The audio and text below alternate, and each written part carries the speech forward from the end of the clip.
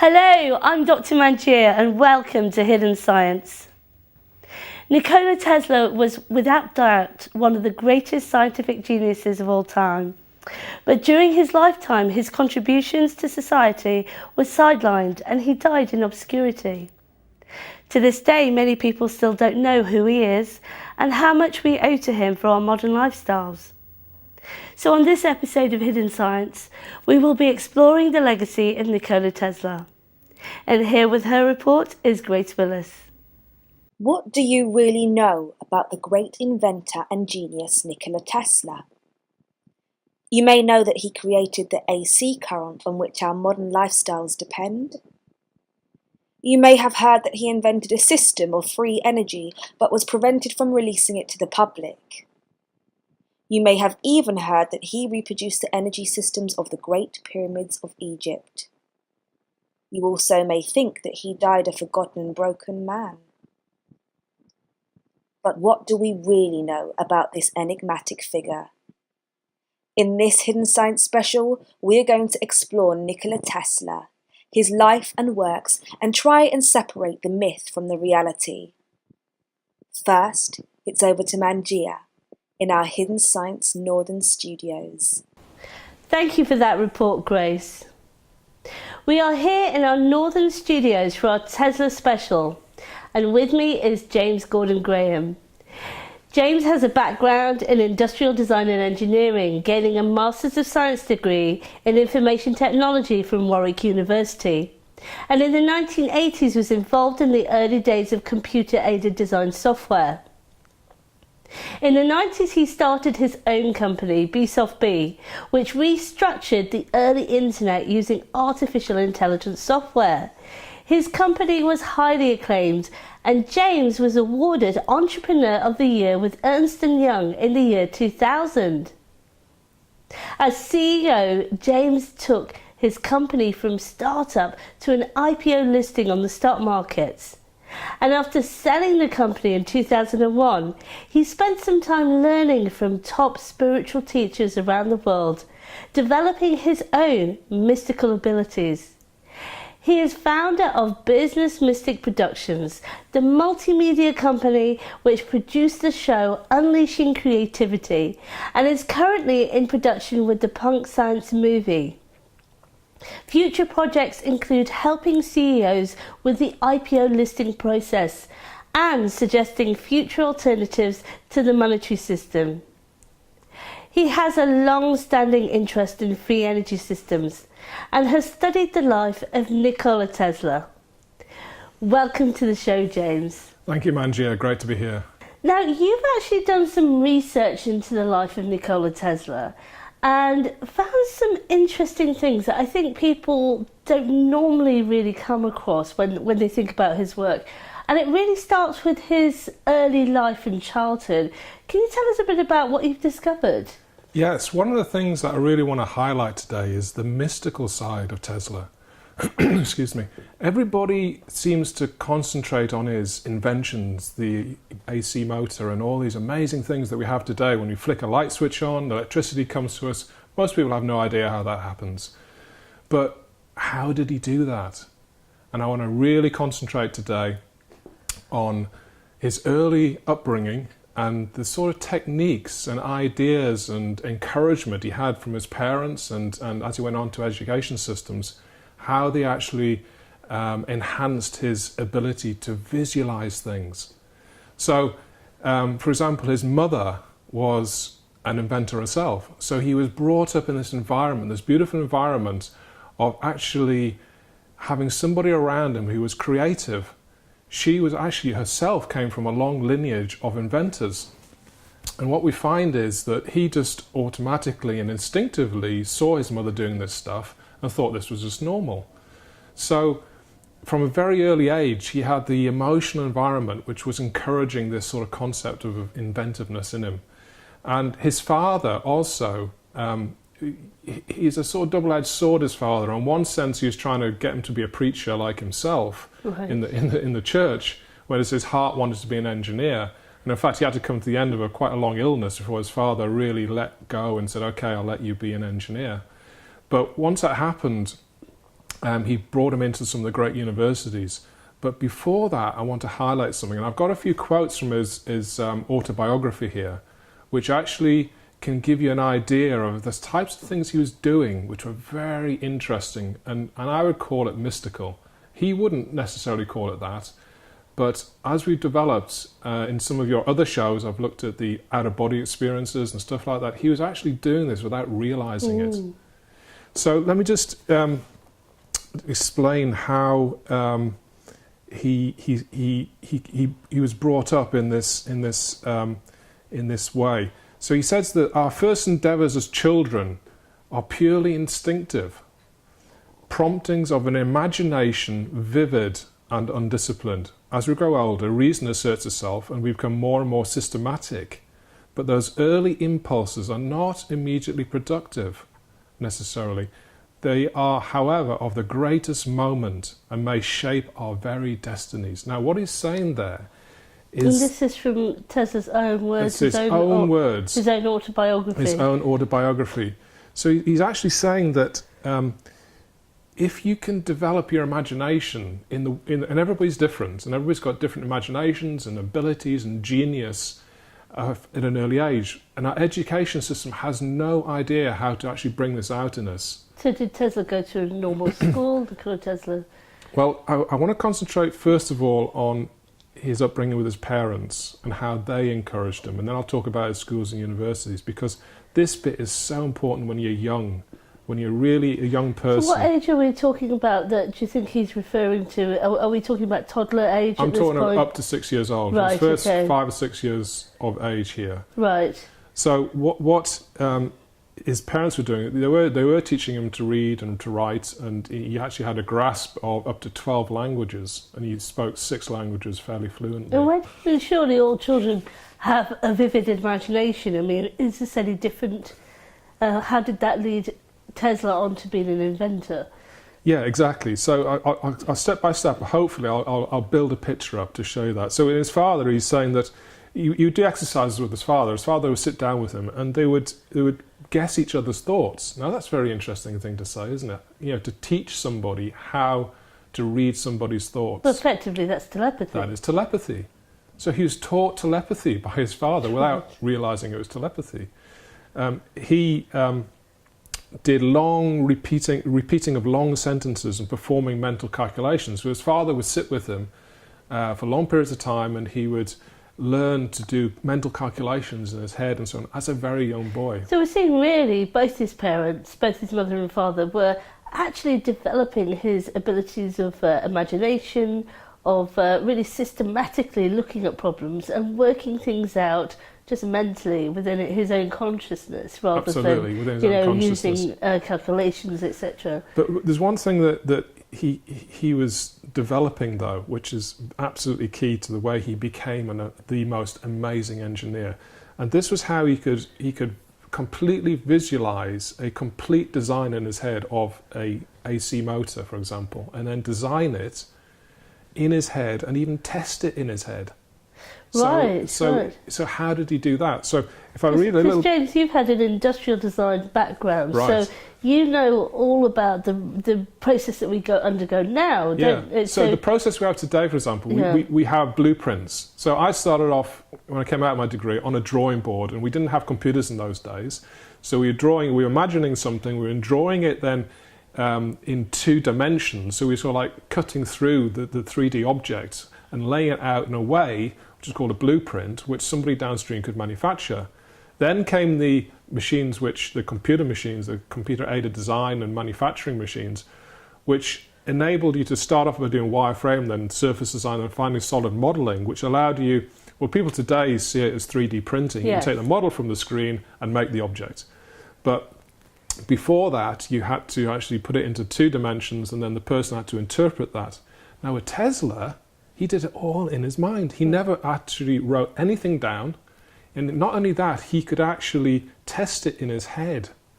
So what was happening with him, if I just read a little bit out, he said that he was getting these images through his mind. And when he succeeded in fixing them, they gained in strength and distinctiveness. and finally assumed the concreteness of real things, I soon discovered that my best comfort was attained if I simply went on my vision further and further, getting new impressions all the time. And then, this is where the out-of-body experiences start to come in, I began to travel. When alone, I would start on my journeys, see new places, cities and countries, live there, meet people and make friendships and acquaintances. However unbelievable, it is a fact that they were just as dear to me as those in actual life, and not a bit less intense in their manifestations. So that to me is a mystical experience. That brings up a lot of things because, in some people's minds that's a mystical experience. And of course in some people's minds that brings up the question of psychosis, for example.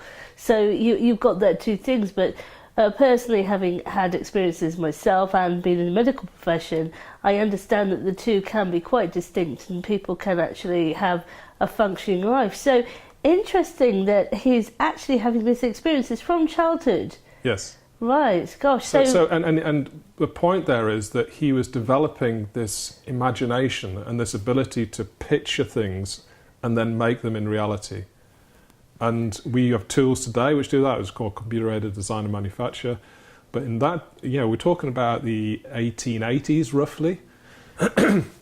So he was mystical, and he did, although he wouldn't ever admit it, he had no truck with psychics of the day. He didn't seem to like those sorts of people. Because we're talking about a time when psychic party tricks were all the vogue, and people were, raising tables and all sorts of things, and that was quite a regular thing on the scene at the time.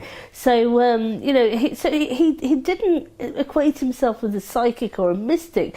But yet we would call these out-of-body experiences. Yes. We would call these mystical experiences. And he only admits in his autobiography, to one really mystical experience. And it was when his mother died, the very time she died, and he could verify that in time, he had this very powerful vision where she was being taken away by angels. And one of them turned into his mother and just smiled at him as they were disappearing into this sort of clouded beauty sort of environment. And he knew then that that was, he called it a supernatural experience.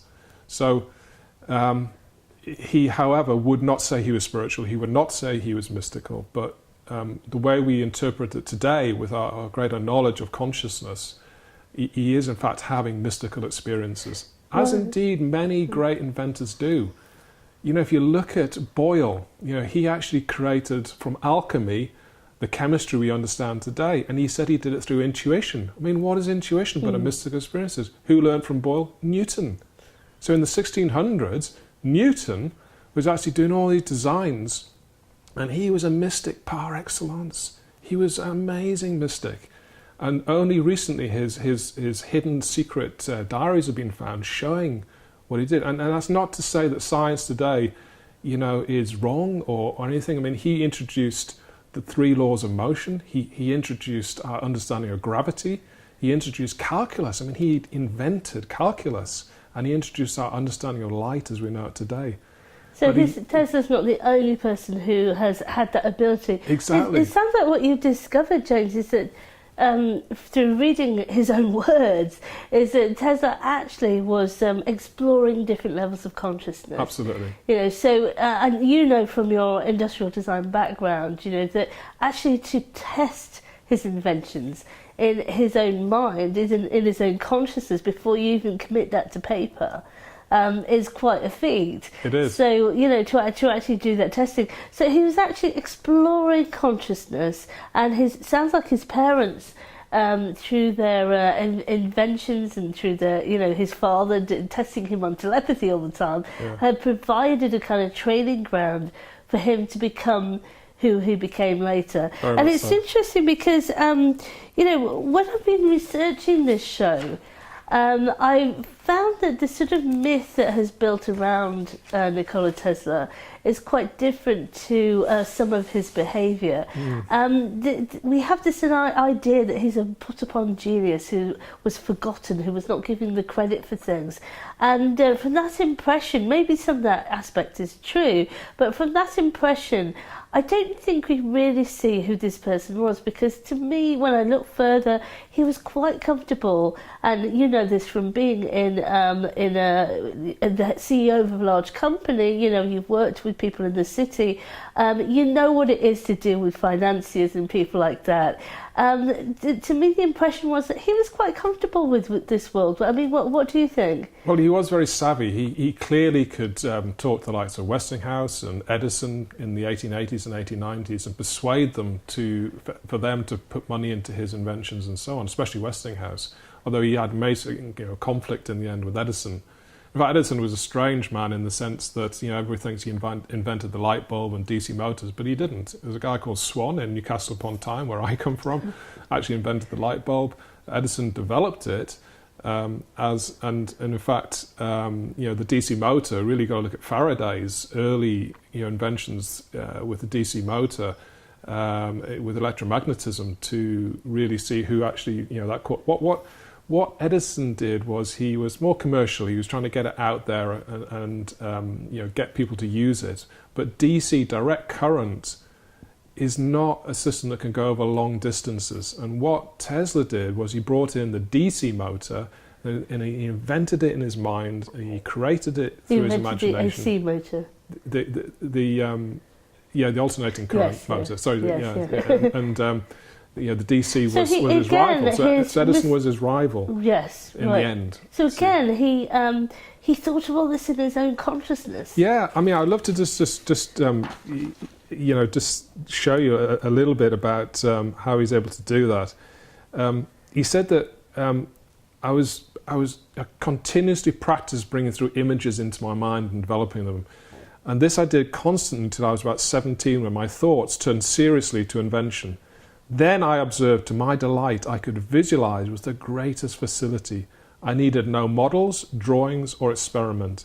I could picture them all as real in my mind. Thus, I've been led unconsciously to evolve what I consider a new method of materializing inventive concepts and ideas. And now, what I would say to that is, actually, the great cathedral builders of the past were taught to do this. These people actually could design a complete cathedral in their minds. So Chartres in France, for example, was designed without one drawing. And people forget that through our education systems today, which are about rote learning and regurgitating information, that can be okay for a few people, but for a lot of people it doesn't work. And I feel the education system today can really learn from these great people about how is it you can develop yourself from a very early age to be in your creative genius and to, in the end, design a cathedral in your mind or design a DC motor. What do we say to children? Stop daydreaming. Yeah, exactly. and he says right at the beginning there, this vivid imagination should be encouraged so that all of us, whether we're nuclear physicists or dancers or artists, get into our creative potential from a very early age. And it means a one-to-one understanding with people, not 30 people in a class with one teacher doing this, but understanding the individual and the creative potential of that individual. So really the AC current, which is the foundation of our modern lifestyles, absolutely, was a result of a child developing their daydreaming. Yes, and that's a good way of putting it. That's an incredible kind of testament to, and also an indictment of course, what we do in our educational systems, which is to tell children not to do this. That when in fact it's the exact opposite. It's exactly. So he says here, when I get an idea, I start once building upon it in my imagination. I change the construction, make improvements, and operate the device in my mind. It is absolutely immaterial to me whether I run my turbine in thought or test it in my shop. How incredible is that? I even note that if it's out of balance, I can see it.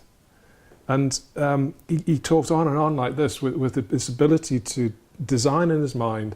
And I wonder if we look at, I know I've read your book, Punk Science, and some of the things you say in that book, talking about how the future exists already and how the past and the present and the future are effectively just a one moment. And some of the great mystics can actually move their consciousness and look into what you call as c squared, which is the speed of light squared. And this is where science, I believe, will go to next. It's actually investigating those areas of consciousness faster than the speed of light, although that is just looking at consciousness in a different way. There is no speed of light, I think, in your terminology.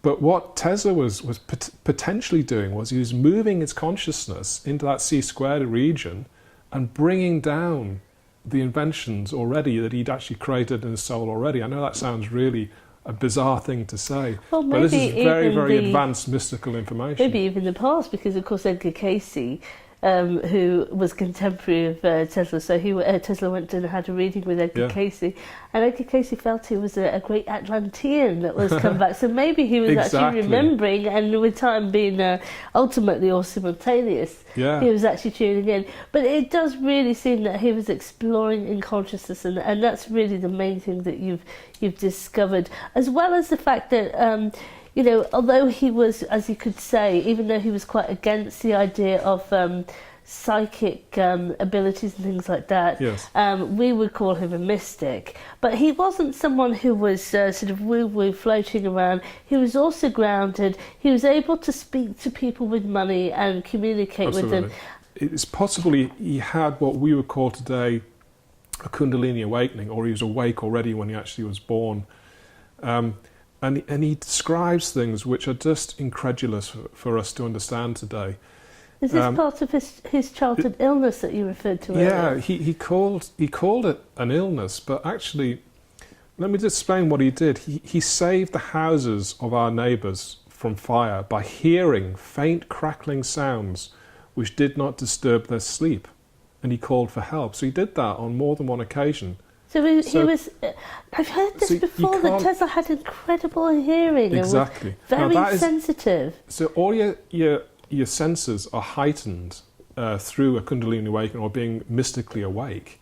That is what you are. You're just more awake to what's going on.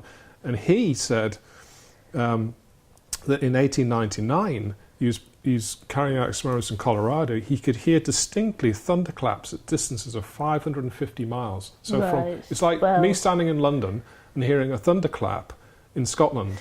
In terms of the sound waves, that's pretty impossible. That is impossible. So what he was really doing was he was moving his consciousness into his neighbour's house. And that's what we call an out-of-body experience. It's this travelling ability with your consciousness. Or even, you know, he's developed senses so highly that we haven't even got a name for this yet. Yes, that's possible. So, I'm calling it mysticism, you know, because to me it's a sixth sense. Although his physical senses were also incredibly heightened. Which is probably why he didn't shake hands with anybody, because he was so sensitive. He said, a fly lighting on a table in the room would cause a dull thud in my ear. I could hear the ticking of a watch with 3 rooms between me and the timepiece. And he talks on and on about these incredible 5 sense in heightened abilities.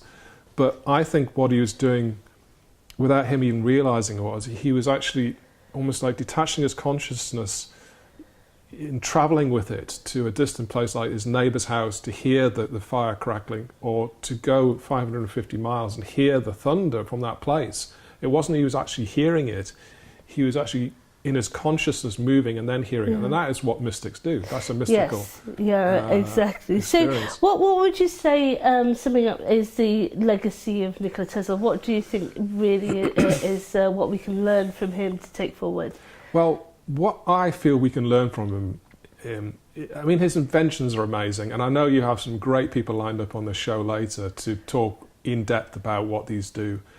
But for me, his great legacy is how he did it.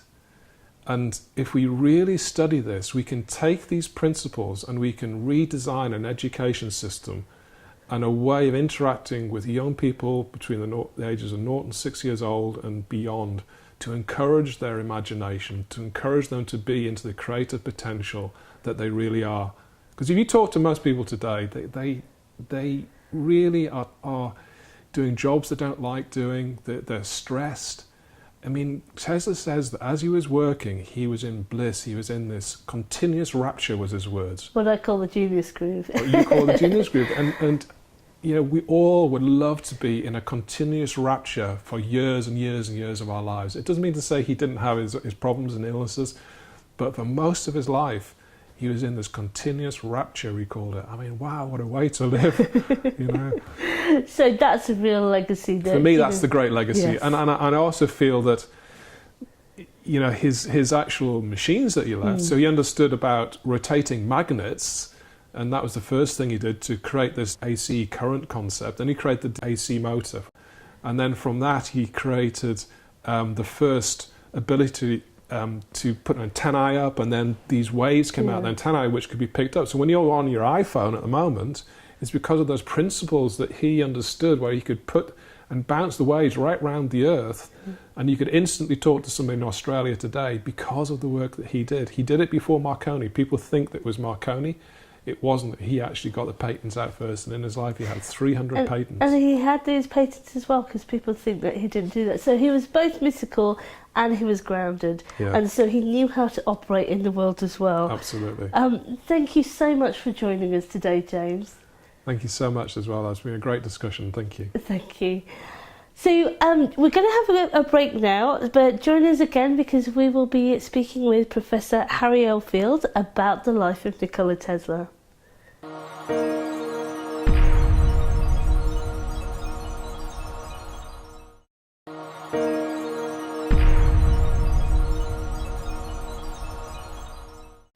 Hi, we're here in our North of England studios for Hidden Science, and we're delighted to welcome Harry Elfield back to the show on this special on Nikola Tesla. Harry is also an inventor at the cutting edge, and his work has received international acclaim from many scientific bodies. He is the holder of an honorary doctorate and has been given the status of honorary professor from universities in both the USA and India. He's an international speaker and author, and please do check out the earlier special with Harry to see more about his inventions, because today we're going to be talking about Nikola Tesla. Welcome back to the show, Harry. Thank you, Mangia. Thank you so much for joining. Great to be back. Thank you so much for joining us in our northern studios today. Yes.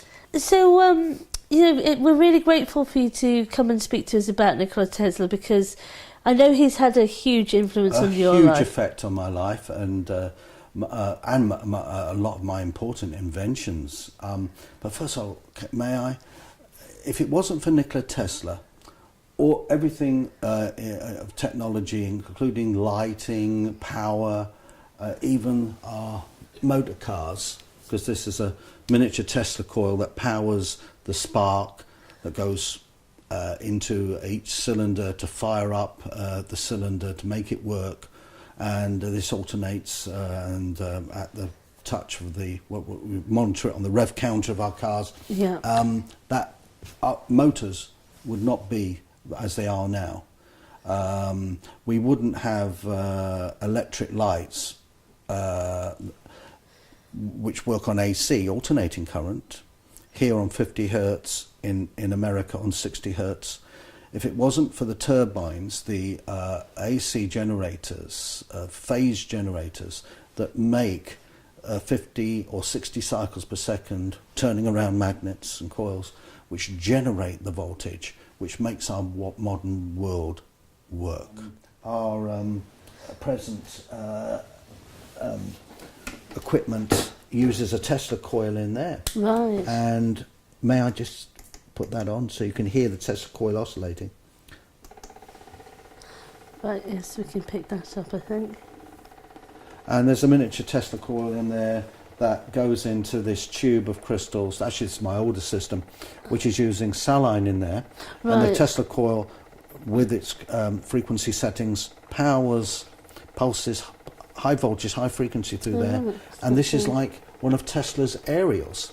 Is this part of your healing system? Yes, it is. Electrocrystal therapy is the system that I invented, let's see, about 1980, 79, 80.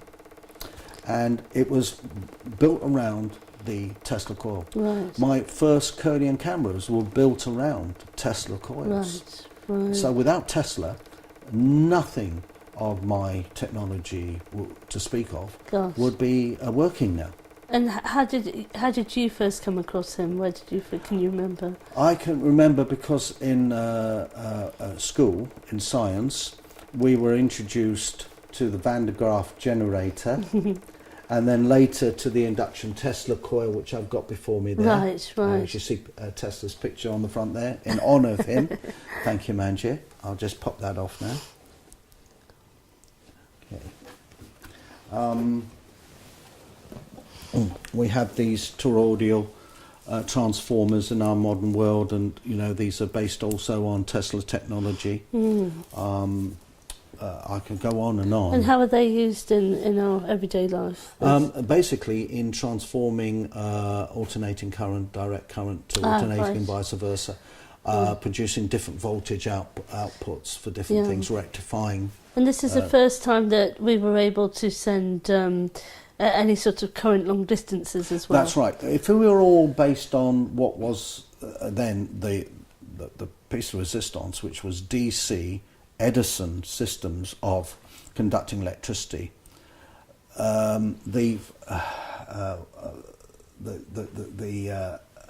New York would have to have buildings no more than about 3 stories high. We would not be able to send electricity up there without another generator or repeater station further up. You would have, and that was fine by Edison, a generator on every street corner which would have his patent, his company would get royalties on, etc. And I have to tell you that Edison, with all due respect to the inventions that came out of his workshops, was a person who worked very well with a lot of other people's brilliant ideas. Right. And he turned them. He was a better businessman, in my opinion, than an inventor. Right. If Tesla, God bless him, had been a better businessman rather than a genius scientist and inventor, he'd probably be more well known now, especially on the other side of the Atlantic. Well, it does seem strange. Before I started researching this special that we're doing on Tesla, I thought of him as a bit of a lone genius, but I think I was surprised that he was hanging out with the upper echelons of society, and he seemed to be quite au fait with, actually contacting people with a lot of money. And I would like to come back here in his defence. Yeah. Because he knew, he was a realist, that without a little bit of monetary injection, things, and I know that myself, things don't occur in science and with new innovations very fast.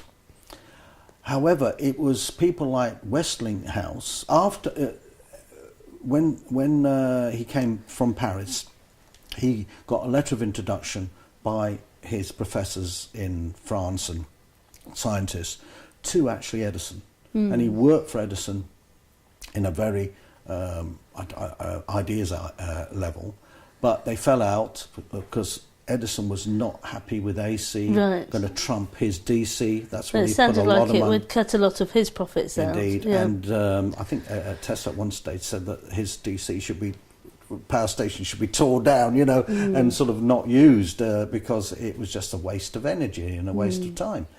And Tesla proved that to be the case. However, Edison, after he fired Tesla or let him go,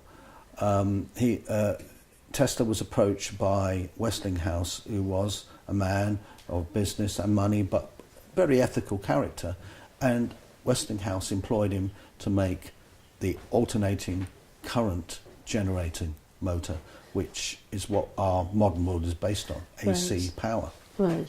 So at least one person was able to back him, and so if he was able to, just move in those circles that he needed to, and people were backing him, then why is it that a lot of people still today in America and around the world don't realise that he's achieved what he did, even to the point where he had over 700 patents, was it, including? I think it was wireless. well over 300. Right. I know that for a fact. Where did he go wrong, if you like, because Yes. if you're dying alone in a hotel, it doesn't sound like the end of a successful man. Mm-hmm. The reason was that when he worked for Westinghouse, they formed the generators for the Niagara power company that generated the fantastic AC power, which completely eclipsed Edison. Edison wanted to make AC out to be dangerous, and he even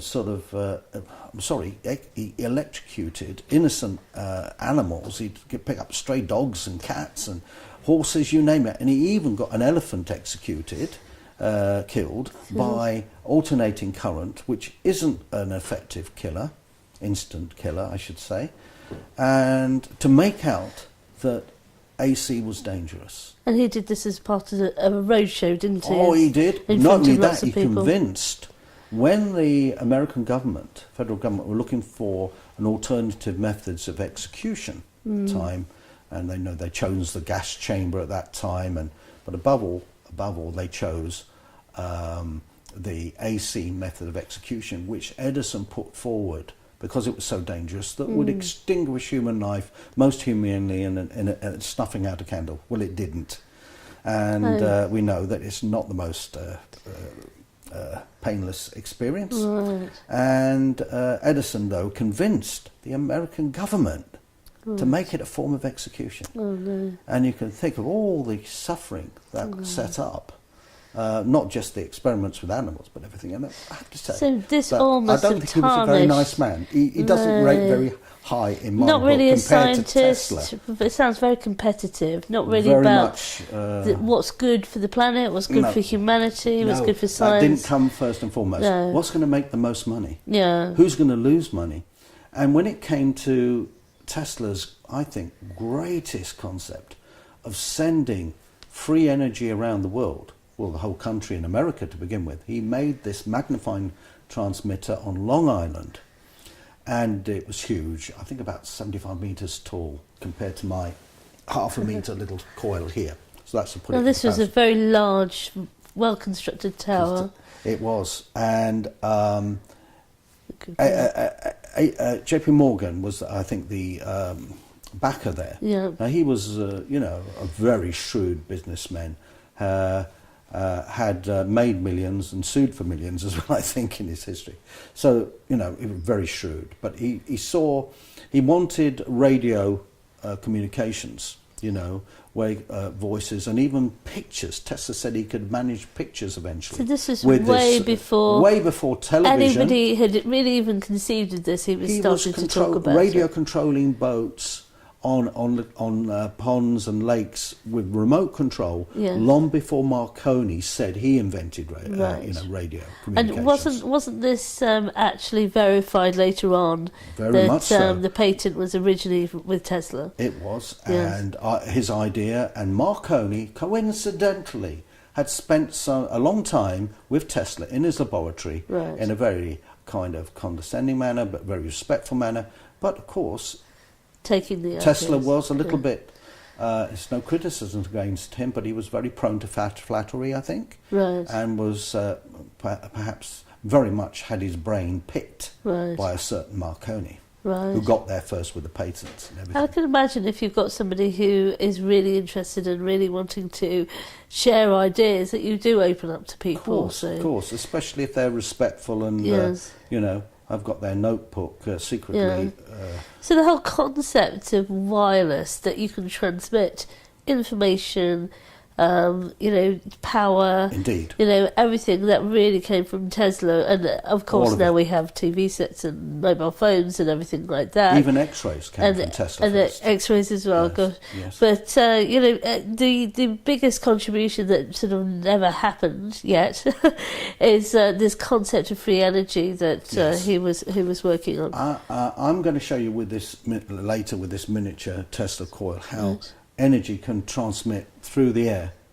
And Tesla had this concept with his magnifying transmitter on Long Island that he would transmit things across America first, then the world. And basically, when you're talking of pulsed high frequency, it sends energy, radio waves through the air. And if you've got the right tubes of gas, you will actually light a bulb, a tube, at a distance from the transmitter. Right. And he had the concept of cars, carriages. Although, he was aware of that time when he was doing his job, there were cars of a rudimentary nature. And they'd have aerials, like, the old Dodgem cars in fairgrounds, not so old, they still exist. And they'd pick up the electricity from the wiring up the top there, a cage, electrified cage. Well, there would be the aerial on these cars of Teslas, but no cage. The actual energy would be taken from the air itself. Ah, right. Now, Mr. Morgan, when he went to Mr. Morgan, finalising the transmitter finances and everything like that, I think Morgan said, well, you've told me all this, Tesla, but how am I going to make my money out of this?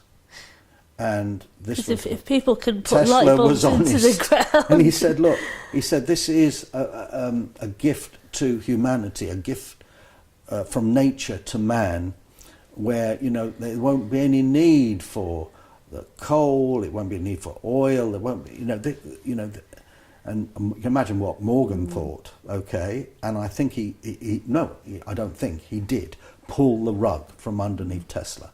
Yeah. Tesla would have had all the lights around here and energy, there, not just at the flick of the switch, but the flick of the aerial as it went up to collect the energy from the atmosphere. So direct it he down. was actually using the Schumann resonance to actually create the system. Indeed, and that would go around the Earth. It would have actually resonate with the Earth. Yes, indeed. So resonate at the Earth's frequency, at close to biological frequencies, and so that, if that had happened, we would be able to take a light bulb, stick it in the ground, it would light. It would light, or even just hold up a particular type of gas-filled tube, and that would light. Which I will demonstrate later. Yeah. So that was a missed opportunity.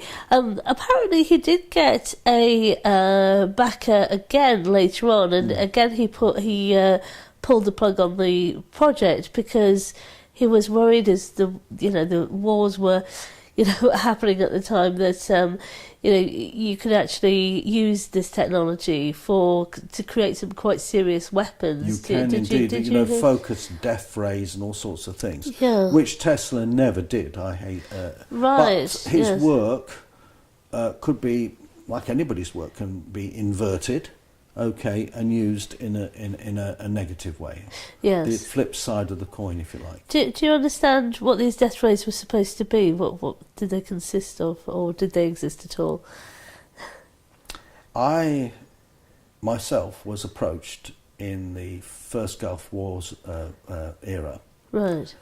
By, shall we say, men in black suits from officialdom, to be recruited, if I wanted, to a project whereby, I'll put it this way, the conversation went like this. You do realise, Dr. Oldfield, that frequencies you're working on, like Nikola Tesla and things, that can be used to integrate and heal, but in the wrong hands could be used to disintegrate and destroy. Right. This was their terminology. Yes. And we want you to refine something. And I said, what's this for? In defence of your country, sir. And I said, so in defence of my country, you want me to help design a Tesla-type weapon to kill personnel in armoured vehicles without hurting the electronics and hurting the vehicle. And, in essence, for the defence of your country, yes. Their feet, Mangier, didn't touch the ground. I was younger in them days, and I caught them by the scruff of the neck, and I frog marched them outside my house. Gosh. And one of them had the audacity to turn to me and say, "You, sir, are unpatriotic and a shame on your country." Gosh. Well, I chased him down the path. Because someone like you sees beyond countries, obviously. It's about humanity. Every human being I've ever met in whatever country I see as another brother or sister in my extended family. Yeah. That's how I live, Mangier. So you had... And Tesla, Nikola Tesla, my great mentor from the past, thought the same way. All of his stuff was out to help humanity and to give free energy to the world, and radio control and robotics, you name it, all changed. But no, in the end it was people who wanted to make money first, and if it was incidental that it was beneficial to humanity, that was second or third place.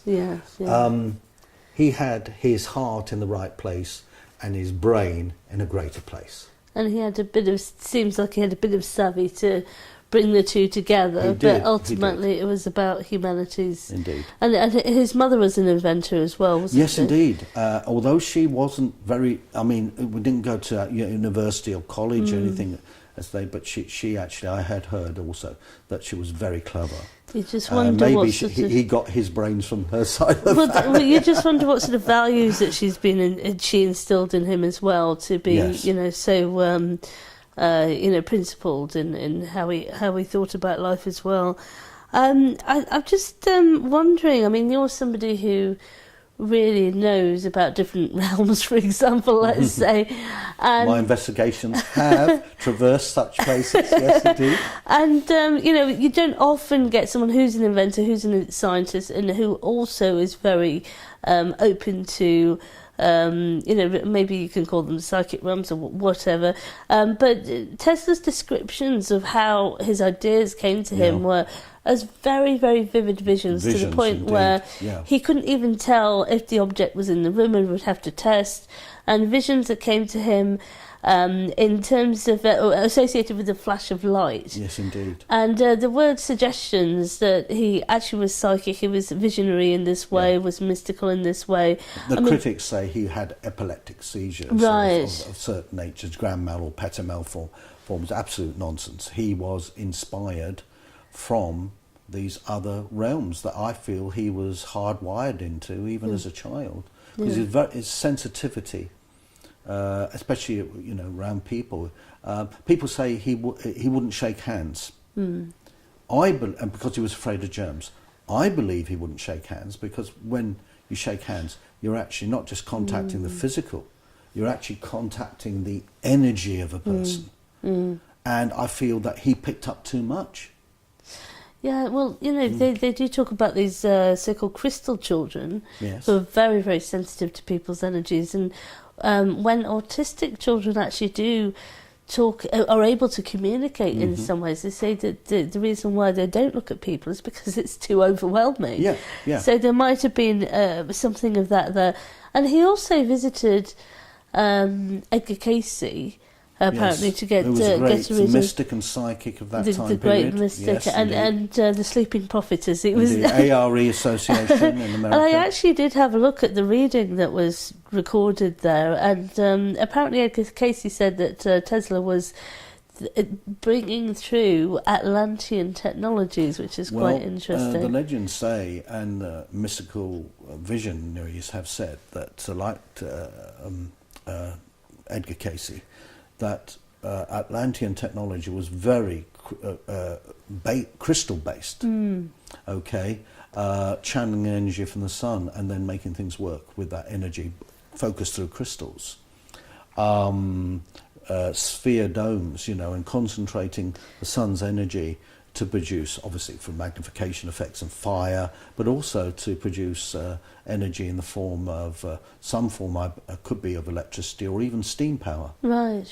I mean, could this be almost a rediscovery of things as well? Because could Tesla have been because people often say that his tower was analogous to the pyramids in Egypt. Now, I don't know if this is true, but people talk about water below the pyramids and somehow separating this out. And of course, on this show, we've had Professor Jared Pollock on this show talking about a fourth state of water and that it can create charge.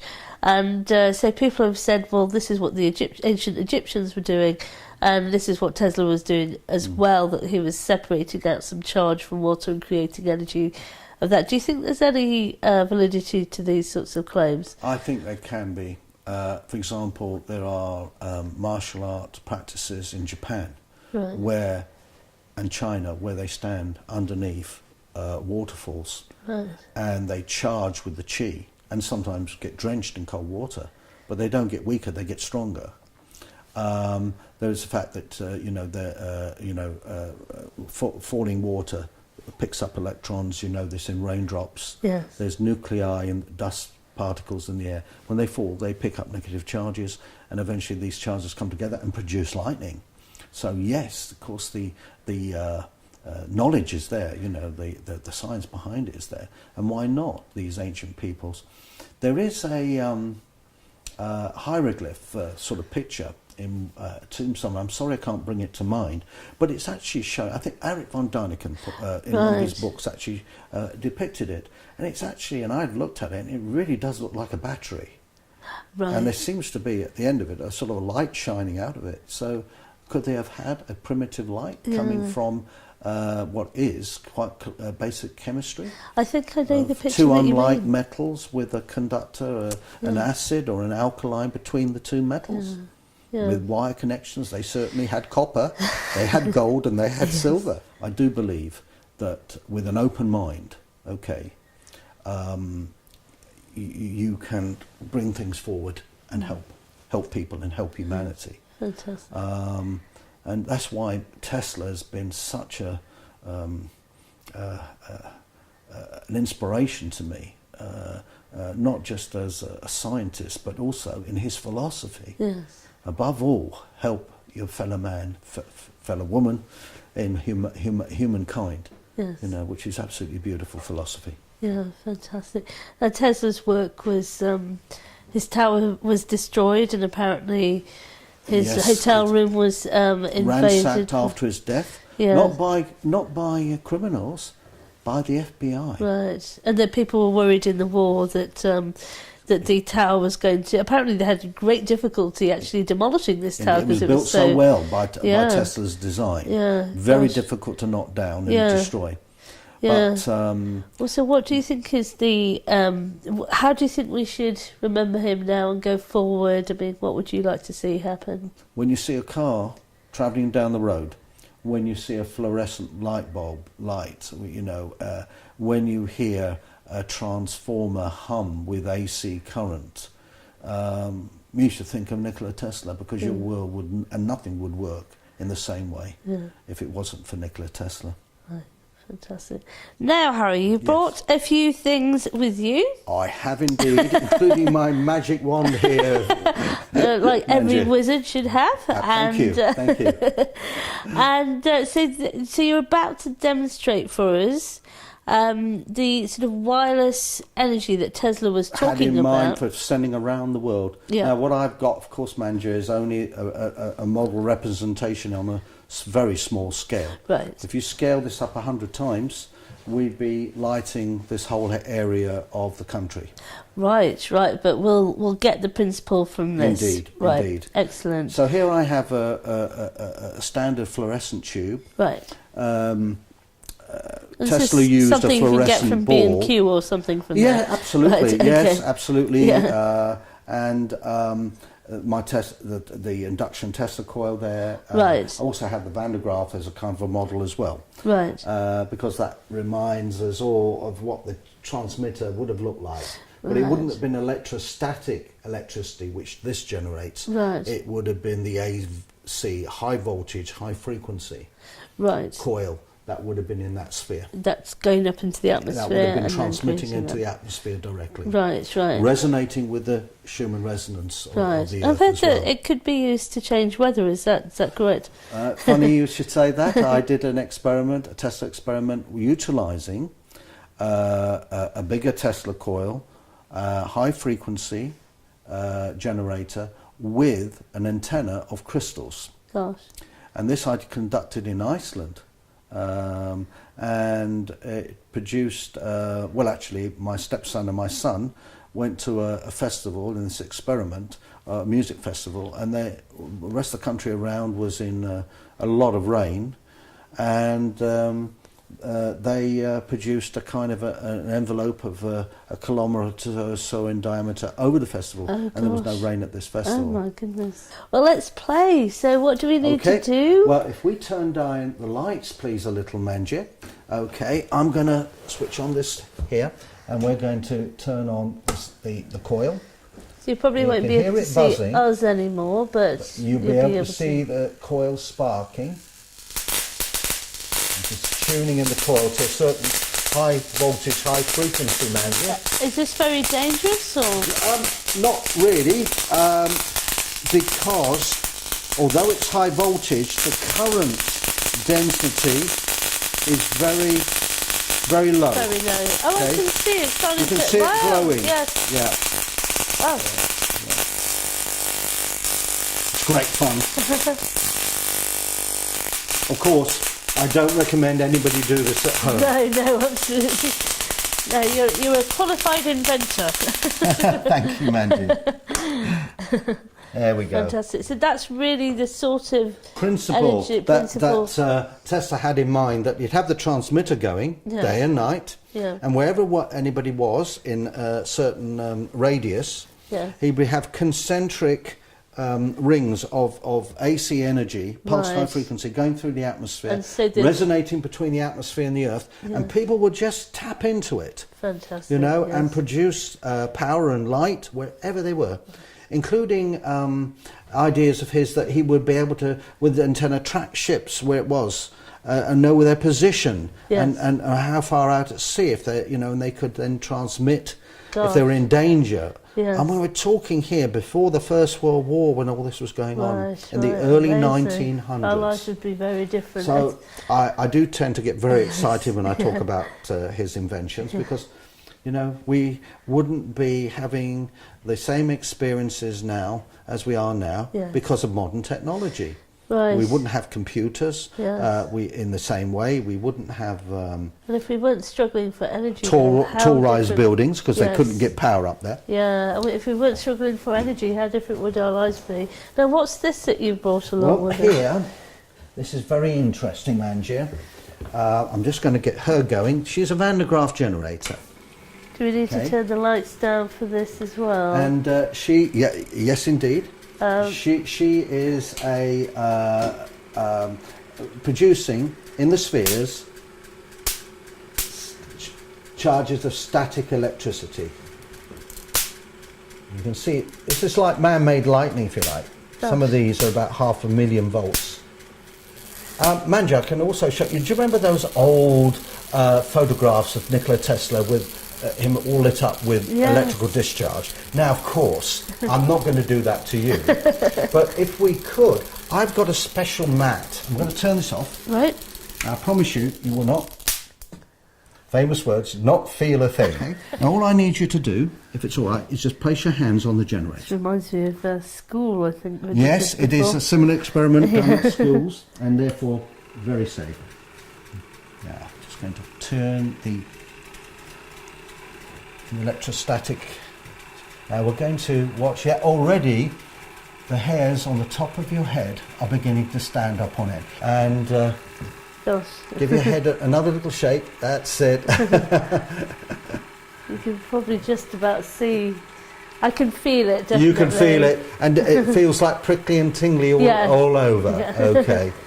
So that's just a little illustration using a slightly different apparatus of the field that's generated around when you get charged up with high voltage electrons, okay, but very low current density. Fantastic. Okay, thank you so much, Harry, for bringing all of this in to demonstrate today. It's just, it's been electrifying. I know you want me to say that. It has indeed. It's been electrifying for me as well, Mangia, and it's been great to be on your show again. And thank you for enlightening us so much, well, literally as well, about the life of Nikola Tesla. I think it just is so obvious that you have a true passion for this man of great genius, and he is one of my greatest heroes, next to people like Bruce Cathy, who I knew personally in life, and it's just been great talking about him. Thank you. Fantastic. Give me the opportunity. Thank you so much. Thank you so much for coming on the show again. And we're now going back to the studio for more of this Hidden Science special on Nikola Tesla.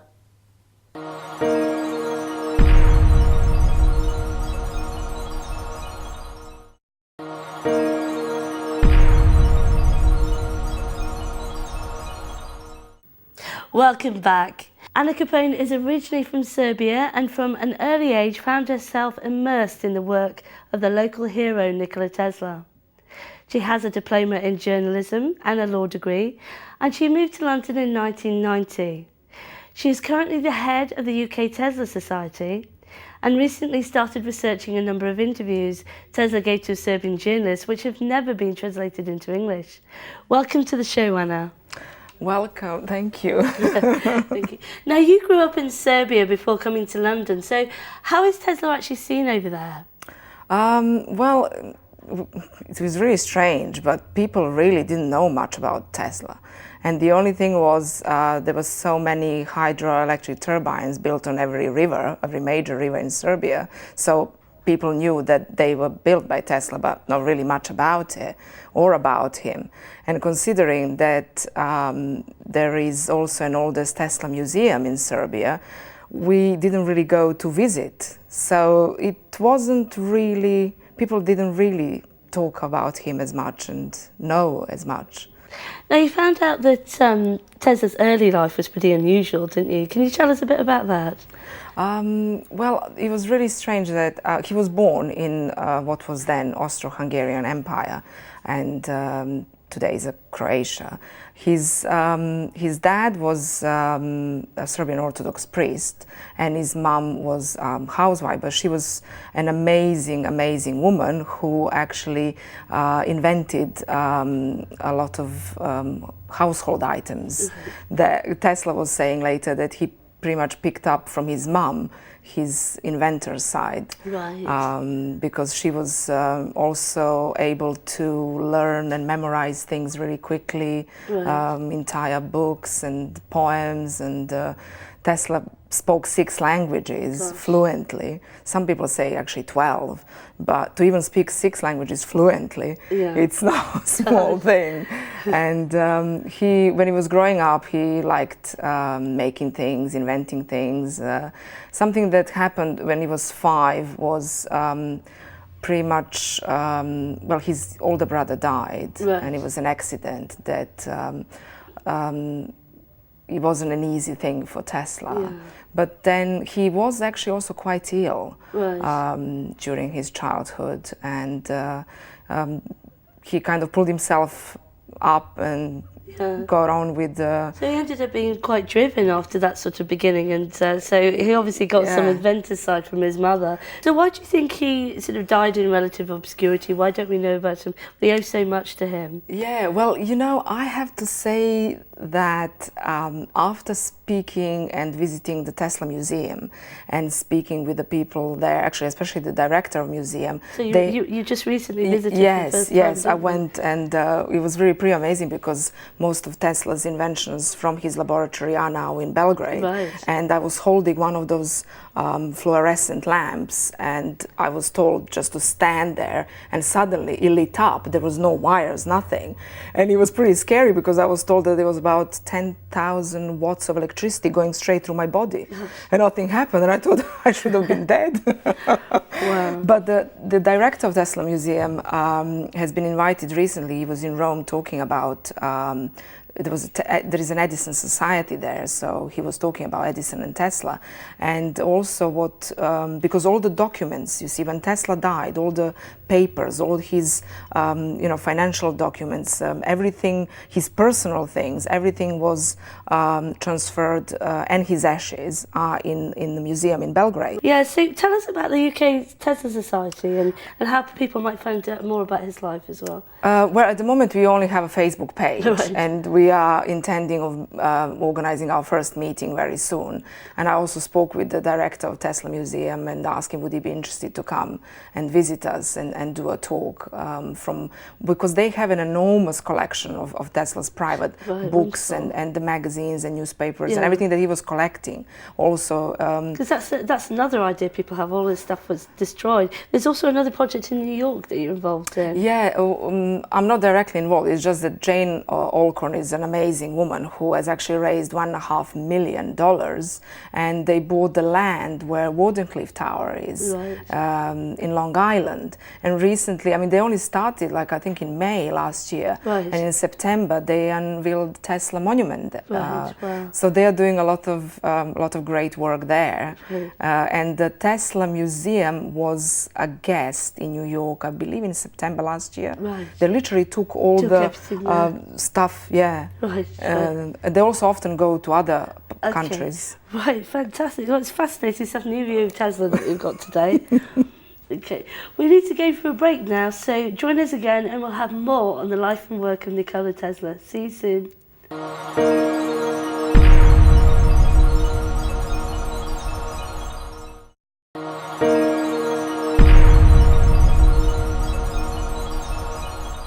Hello and welcome back to Hidden Science. We're exploring the legacy of Nikola Tesla today, and my next guest is Ian Moore, who describes himself as an interdimensional wizard. He's had a long history of researching renewable energies and electronics, including inventing the first electric car. And his expertise has been demonstrated at everywhere from the Glastonbury Festival to the House of Lords and the BBC News. He joins us today via Skype from Devon. Welcome to the show, Ian. Oh, thanks very much. Now, we know that Tesla has contributed so much to society. What do you think are the main contributions that he made that we use today in the 21st century? Well, first of all, just to be saying, I didn't invent the first electric car. They've been around for long over 100 years. So, but I did make an electric car. I just thought I'd say that. Right, fair enough. Anyway, back to Tesla. Tesla has made so many wonderful things. Everything from mains electricity, alternating currents, to fluorescent tubes. Even the electron microscope, believe it or not, back in 1890. The motors and things like that. So even if you open up the back of your washing machine, a motor, the standard motor in a washing machine was invented by Tesla just like that. Not the original motor, but could be manufactured by industry very easily. Radio, of course, many things. Now, with the radio, because Tesla didn't always get the credit for things that he invented, with the radio, wasn't there a dispute between himself and Marconi about who invented the radio? Well, I think it's very easy to see anybody who researches Tesla that Tesla is just so advanced in so many ways that it's very easy to tell that Tesla is the true inventor of radio. He demonstrated in public a remote-controlled submarine, for example, using radio, long before Marconi transmitted the letter S across the Atlantic. Tesla is already demonstrating lots and lots of different transmissions. So why do you think it is that Tesla doesn't get the credit for a lot of the things that he did? Well, there was a lot of arguments back then between him and Edison.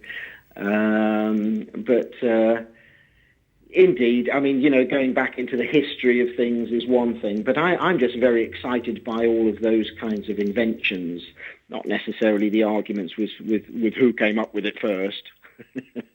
So one of the things that people often hear about with Tesla is that he invented a form of free energy. And if only he was allowed to proceed, we will all be free of oil and, live a different life. Did he really do this? I've heard of these Tesla towers. Can you tell us a bit more about those? Okay, well, there's a bit of a misunderstanding by many people about the words free energy. You see, you have to define your terms. A lot of people think of the words free energy as meaning, it's got to be got out of thin air. Somehow you've got to magically produce out of the ether or out of 0 point, out of nothingness, you've got to create energy. And that would be true free energy. Well, that's an interesting line of research. But, for example, he made a device for the utilization of radiant energy, which was one of his free energy devices, which simply has now been improved upon considerably. A lot of people don't know this. In fact, using semiconductor materials, his invention has been improved amazingly and is now really, really a functional device. You can buy them on eBay. They're called solar panels. Right, okay, so in fact we're actually building on his work, but there's a lot of ideas about his work during his lifetime that he was tapping into an energy that was sort of not the normal electromagnetic waves, something called scalar waves. Is there any truth to that? Well, again, that's another interesting line of research. There are so many different people around those times talking of many, many different forms of energy. Yes, it's not something that I've worked on particularly. So I'm uncertain of that one. Right. I know that these scalar waves exist in physics, but whether or not he actually tapped into them is actually quite controversial. Another idea that people talk about with Tesla is that he was reproducing a sort of free energy device that was used in Egyptian technology in the actual pyramids. Do you think there's any? Have you actually looked into that at all? Is there anything is there any truth to that? Do you think? Well, there's quite a few devices that people consider the Egyptians were working on. One is just simply the battery, of course, in that they found pots with copper rods in them and the remains of grape juice, which, of course, would make a battery. And some say that they were used for lighting inside the pyramids. And, of course, using perhaps, I don't know, a fluorescent tube or something like that. Which Tesla is an inventor of, the fluorescent tube.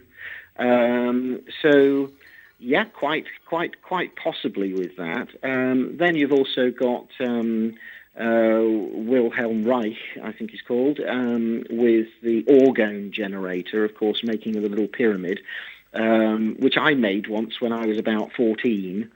With the idea of sharpening razor blades. And it did actually work for me. I don't know if you've heard of this one. If you put a blunt razor blade, 2/3 up the way up a cardboard pyramid, it'll sharpen it.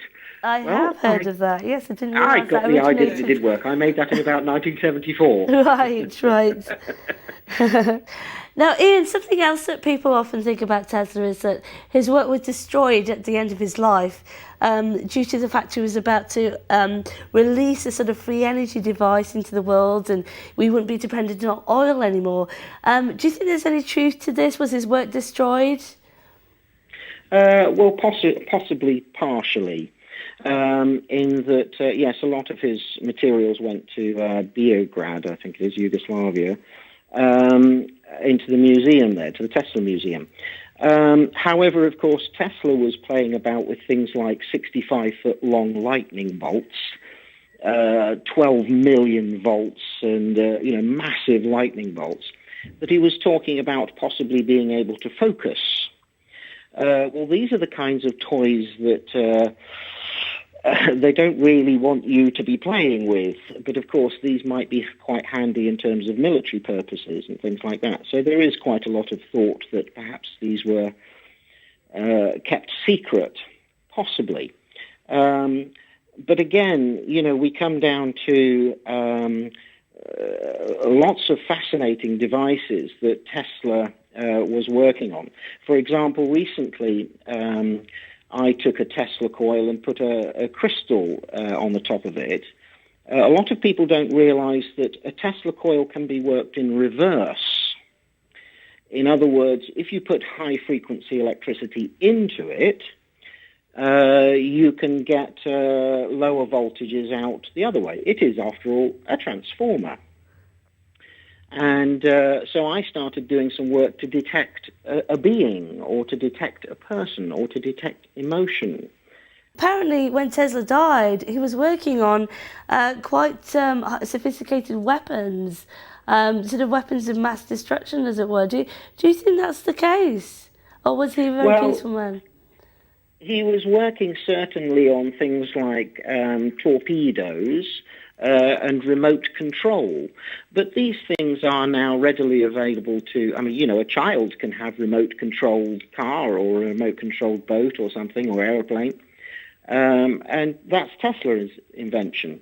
So he did contact the military and say, you know, would you like remote-controlled torpedoes and things? And of course, we now have things like cruise missiles that are remote-controlled, or even indeed the modern drones are in fact Tesla's invention. Right. Okay, so there just seems to be, really, most of our 21st century life is really owes a lot of its legacy to Tesla, really. So thank you, Ian, for joining us today.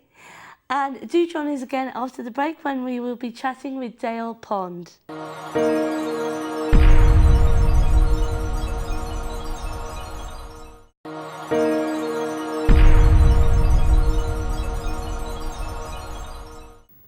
Welcome back. My next guest is really hard to pigeonhole. He's an inventor, a scientist, the author of many books, and has had many years' experience in free energy technologies. He's also co-authored a book on Nikola Tesla and recently spearheaded a campaign to honour this sometimes forgotten scientist. He joins us now from Colorado, USA. Hello, Dale. Hello, Amanda. How are you? I'm good. Now. You recently did a campaign, a crowdfunding campaign to honour Nikola Tesla. Could you tell us a bit about what that was to do with then? Yeah, we thought the man has been pretty much ignored by mainstream, and we wanted to create a medallion made of pure copper with his name on it and his picture on it, honoring him for what he's done. Why do you think that Nikola Tesla is often forgotten? What do you think of the things that, in your opinion? Well, he changed society. And the mainstream or the status quo people, you know, the people who own and operate and run the world, they don't want things to change. They got it really good the way it is. And people like Tesla come along and they rock the boat. And they have done everything they can to preserve their status quo. And Tesla was also about freeing the mind of people. And that's a no-no. In today's controlled world, that is not something you want to do too much about. But the world's waking up anyway, so their ideas of control are going out the window. So that's my idea of what happened. Right, because he was quite a free thinker. Now, you've written a book called Nikola Tesla's Earthquake Machine. Was Tesla able to create earthquakes? Can you tell us about that? Well, the machine was not designed to create earthquakes. And I want to say right up front here that I did not put that title on that book. Right. My publisher did. I didn't like it, but it was already in print, so there wasn't much to do about it. What Tesla did was invent a mechanical oscillator. And the story goes that he attached this oscillator to the framework of a large building in New York City. And he put the oscillator into resonance with the natural eigen frequencies of the beam in that building. And you know, if you push a kid on a swing, if the timing is just right, the swing will get bigger and bigger. Well, that's what happened with this beam. He timed the frequency of the oscillator to the natural frequency of the beam. And the oscillations just got bigger and bigger and bigger. And I can imagine that this beam started to, the entire structure of the beam and everything it was attached to, which means the rest of the building, started to oscillate in a very powerful way. And there are newspaper reports that oscillation caused tremors that people felt in different parts of the city.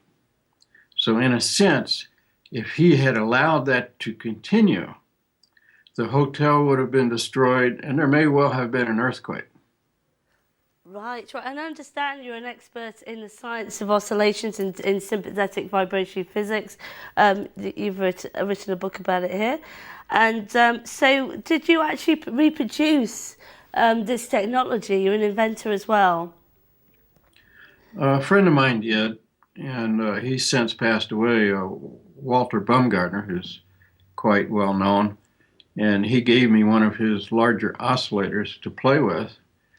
And yeah, they can put out pretty good oscillation. However, the design that I have is not variable in frequency. And in order for Tesla to have put his oscillator in resonance with the building, he would have had to been able to vary the frequency. So the one I have is not identical to the one he had in operation. So yeah, they're very simple, and I've seen other people duplicate them. I think there's YouTube videos about these oscillators. They can be activated by air pressure or steam pressure. And were they actually tuning into the Schumann resonance with the sort of standing wave of the Earth? Was Tesla actually utilizing that in any way through maybe oscillation? In this particular conversation, no, I don't think he did. There's a lot of conversation about the Schumann resonance. If you read up about it, what exactly it is, it's the resonance between, I believe, the ionosphere and the surface of the Earth. It's not the frequency of the Earth, although the Earth would have that frequency in it, being in a cavity of that frequency. Earthquakes normally vibrate or oscillate at 1 to 2 cycles per second. It's a real low frequency. Right. So, in your opinion, not for this particular machine. So, who's actually next for the medallions then? Who are the next scientists who are coming up? Well, we've got a poll up on the web to see who people recognize and are willing to support. You know, this is a public thing. When we do a campaign like this, we're trying to bring to the public their vision, what they want to see. And so far, the numbers are equal for Walter Russell and John Keeley. What do you think is really the legacy, the main legacies of Tesla's life?